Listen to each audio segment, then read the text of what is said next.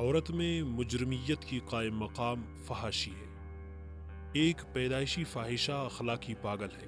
ایک مجرم اور ایک فاحشہ میں یکساں خصوصیتیں ہیں۔ اخلاق کا فقدان، سنگدلی کا وجود، بدکاری کا میلان، تلون مزاجی، تناسانی، عارضی اور سطحی مسرتوں کا شوق اور خود بینی و خود نمائی کا جذبہ۔ طوائف کا مستعمل مفہوم بازاری عورت ہے۔ ہر اس عورت کو جو اپنے جسم یا آواز کا بیوپار کرتی ہے طوائف کہتے ہیں۔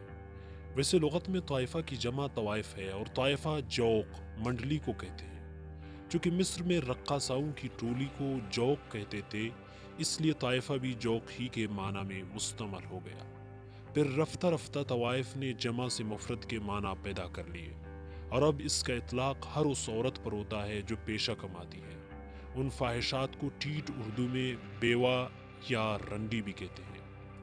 یہ کہنا محال ہے کہ سب سے پہلی طوائف کون ہوئی ہے، اس کا تعلق کس ملک یا قوم سے تھا، اس کے باپ یا بھائی کون تھے اور کس شقی القلب نے پہلے پل اس کو بے سوا بننے پر مجبور کیا۔ بظاہر چند معلومات ہیں جو سینہ بسینہ چلی آتی ہیں، یا بعض آثار و مظاہر ہیں جن سے ایک اندازہ استوار ہوتا ہے، اور کچھ قیاس ہیں جن پر ایک عمارت کھڑی ہو سکتی ہے۔ ان سب کے مطالعہ سے یہ ضرور ثابت ہوتا ہے کہ دنیا میں رہزنی کا پہلا شکار عورت کی عصمت ہوئی ہے، اور غالباً انفرادی ملکیت کا تصور بھی اسی سے ماخوذ ہے، یعنی محنت کے استحصال سے مدتوں پہلے عصمت کا استحصال شروع ہو چکا تھا۔ جیسے جیسے معاشرہ بدلتا گیا، عورت سے تعلقات کی نوعیتیں اور خصوصیتیں بھی بدلتی گئیں۔ ہر زمانہ میں ایک نیا روپ رہا۔ معلوم نہیں دیہات اور پتھر کے زمانوں میں عورت اور مرد کے تعلقات کا صحیح نقشہ کیا تھا، لیکن سامنتی دور کی ایک خاص مدت تک ہر مرد عورت کو شہوانی غذا سمجھتا رہا اور اس کے حصول کا طریقہ شکمی غذا کے حصول سے مختلف نہ تھا۔ ایک طاقتور قبیلہ کمزور قبیلہ کی آبادیوں پر چڑھائی کر دیتا، سردار گھوڑے پر سوار ہوتا، چند لوگ نقاروں پر چوٹ لگاتے اور باقی نبرد آزما ہوتے، حملاور مفتون مردوں کو قتل کر دیتے، جو عورتیں مردوں کے تخلیہ میں آ چکی ہوں ان کو ہلاک کر ڈالتے، کنواریوں کو لشکروں میں بانٹ دیتے اور اس طرح فاتح بن کر لوٹتے۔ بظاہر عجیب سی بات ہے، لیکن ایشیائی اقوام میں برات کا جو طریقہ رائج ہے، اس پر غور کرنے سے پتہ چلا ہے کہ شادی دراصل اس عسکریت ہی کے ثقافتی ارتقاء کی ایک معاشرتی صورت ہے، اور وہ زیور جو دلہنیں پہنتی ہیں ان عسکری فتح مندیوں ہی کی علامتیں ہیں۔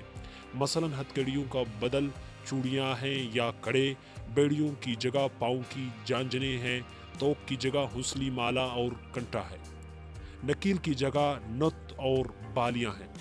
اسی طرح دلہن کے ماتھے پر جو سونے کا ٹیکا ہوتا ہے اس کی صورت عورت کے اندام پر ہے۔ اب بھی قیدی عورتوں کی جو صدیوں پرانی تصویریں دیکھنے میں آتی ہیں ان سے اس کی توثیق ہوتی ہے۔ یہ دور گیا تو اشتراک فی النسوان کی بنیاد پڑی، یعنی ایک عورت کو اس مرد کی ملکیت قرار دے دیا گیا جو اس کی دسترس رکھتا تھا۔ بعض محققین کا خیال ہے کہ فحش کے غیر شعوری مرض کا ابتدائی علاج نظام امہانی اور نظام بطرکی کا قیام تھا، جو ہزارہا تاریخی کروٹوں کے بعد مرد اور عورت کے موجودہ رشتوں تک پہنچا ہے۔